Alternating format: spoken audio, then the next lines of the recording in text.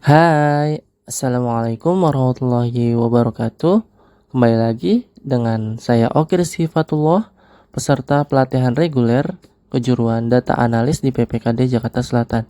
Kali ini saya akan membahas cara memilih tools machine learning yang cocok dan sesuai dengan beberapa kasus yang dimiliki agar lebih efektif dan efisien pada cara dan hasil yang akan didapatkan nantinya. Let's do it. Pertama, kita akan masuk dengan pengertian tools machine learning. Apa itu tools machine learning? Yaitu perangkat lunak, pustaka, framework, dan platform yang digunakan oleh data scientist dan engineer untuk mengembangkan, melatih, mengevaluasi, dan menerapkan model machine learning. Intinya, tools ini menyediakan fungsi dan infrastruktur yang membuat proses dari data mentah hingga menjadi model sehingga siap pakai menjadi efisien dan praktis. Tools yang kita bahas kali ini ada 3. Yang pertama yaitu Google Colab atau Jupyter Notebook. Yang kedua ada RStudio. Yang ketiga ada RapidMiner. Kemudian kita analisis dari ketiga tools tersebut. Yang pertama ada Python atau Jupyter atau juga bisa menggunakan Google Colab.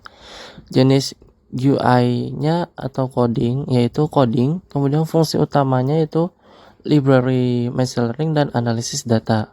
Kelebihannya fleksibel dan memiliki library yang banyak. Keterbatasannya yaitu butuh skill untuk menulis kode dengan bahasa Python. Kemudian tools yang kedua RStudio, jenisnya yaitu coding, fungsi utamanya untuk statistik dan visualisasi. Kemudian kelebihannya analisis statistik yang kuat, kemudian keterbatasannya kurang cocok untuk data yang besar. Kemudian yang ketiga ada RapidMiner, jenisnya yaitu GUI, fungsi utama yaitu pemodelan dengan cara drag and drop saja, tidak memerlukan kode.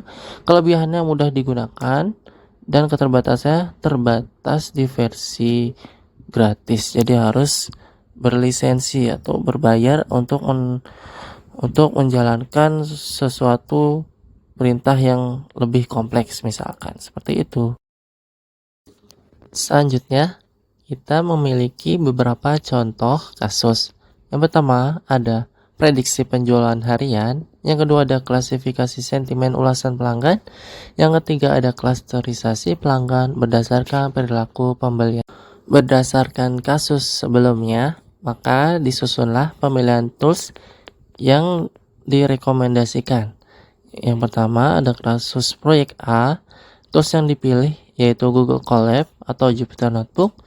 Alasannya itu paling baik dalam masalah regresi, dan juga Python memiliki pustaka seperti Pandas, NumPy, Scikit-learn, Prophet yang unggul dalam pemrosesan data, pemodelan statistik, dan validasi silang atau cross validation yang kompleks. Terus untuk kasus proyek yang kedua menggunakan Google Colab juga. Alasannya yaitu paling unggul karena klasifikasi sentimen biasanya melibatkan NLP yang sering membutuhkan model deep learning. Kemudian yang kasus ketiga yang menggunakan RapidMiner. Sangat baik karena kekuatan intinya adalah untuk data mining dan visualisasi cluster. RapidMiner memungkinkan pengguna untuk dengan cepat mencoba berbagai algoritma klasterisasi seperti K-means, DBScan, dan memvisualisasikan hasilnya pada bagian sebar atau scatter plot untuk interpretasi bisnis tanpa menulis kode yang panjang. Selanjutnya kita akan membahas beberapa tools yang digunakan untuk proses machine learning. Yang pertama dari Google Colab yang disupport oleh Google. Nah, di sini kita berupa cloud untuk menuliskan beberapa kode Python, bahasa Python untuk proses machine learning seperti regresi dan juga klasifikasi. Dan sini ada contohnya regresi untuk memprediksi harga rumah yang memiliki banyak library yang mendukung untuk dalam proses pemodelan algoritma. Nah, juga yang kemudian ada RStudio. Nah, di sini lebih cocok untuk statistik dan juga visualisasi data sehingga untuk machine learning kurang direkomendasikan. Nah, kemudian juga ada AI Studio atau Rapid Miner. Nah, di sini karena harus login dan susah loginnya, sudah daftar namun tidak berhasil. Nah, di sini tuh kita bisa melakukan klasifikasi, juga clustering dan juga regresi hanya dengan drag and drop. Nah, kita bandingkan dengan Google Colab.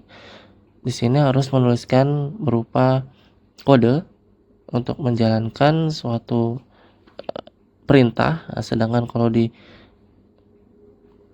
AI Studio atau Rapid Miner kita hanya mendrag file, kemudian kita akan melakukan apa, kita dapat sehingga klik-klik, lebih banyak klik dan sedikit untuk kode.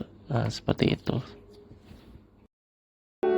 Terima kasih telah menyimak video saya mengenai memilih tools dalam proses machine learning. Sampai jumpa di video selanjutnya. See you.